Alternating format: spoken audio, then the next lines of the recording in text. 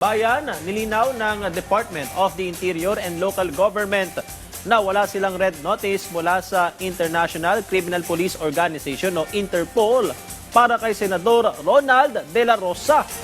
Pero bukas ay nakatakdang ihain ng CIDG ang sabtina para kay De La Rosa kaugnay ng iniimbestigahan na umunoy extrajudicial killing noong nakaraang administrasyon. Yan ang ulat ni Sheila Natividad.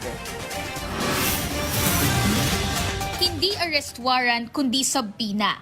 Ito ang nilinaw ni DILG Secretary John Vic Remulla matapos lumutang ang mga pabatid na may red notice o arrest warrant na umano ang International Criminal Court laban kay Senador Ronald Bato de la Rosa. Kaugnay ito ng mga isinasagawang pagsiyasat sa mga umano'y extrajudicial killings noong nagdaang administrasyon kung saan ayon kay Remulla, nakatakdang maghain ng Criminal Investigation and Detection Group o CIDG ng sabina laban kay De La Rosa bukas, May 11. Ang pagsisiyasat na isinusulong ng Philippine National Police ay hinggil din sa mga umano'y paglabag sa panahon ng kampanya kontra iligal na droga, partikular noong panahong nagsilbi rin si De La Rosa bilang hepe ng PNP at dati ring Davao City Police Director.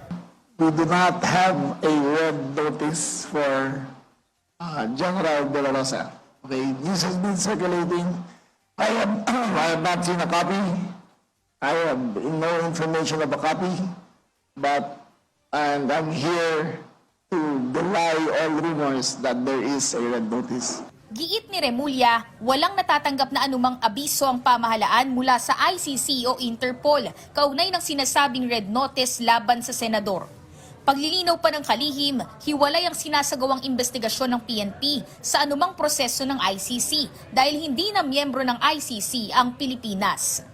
Sabi ng PNP, gagamitin din sa investigasyon ng mga lumalabas na pagdinig sa House Quad Committee kasama ang mga naunang reklamong inihain kaugnay ng umano'y EJK.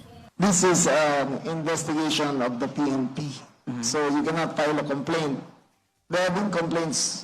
We cannot file for information without full staff work and complete investigation. Binigyang diin din ni Remulla na layunin ng investigasyon na panagutin ng mga opisyal na mapatutunayang sangkot sa mga umano'y paglabag. We have to make it clear that EJK is no longer a policy of the PNP. We have to make it clear that all officers involved must be held accountable.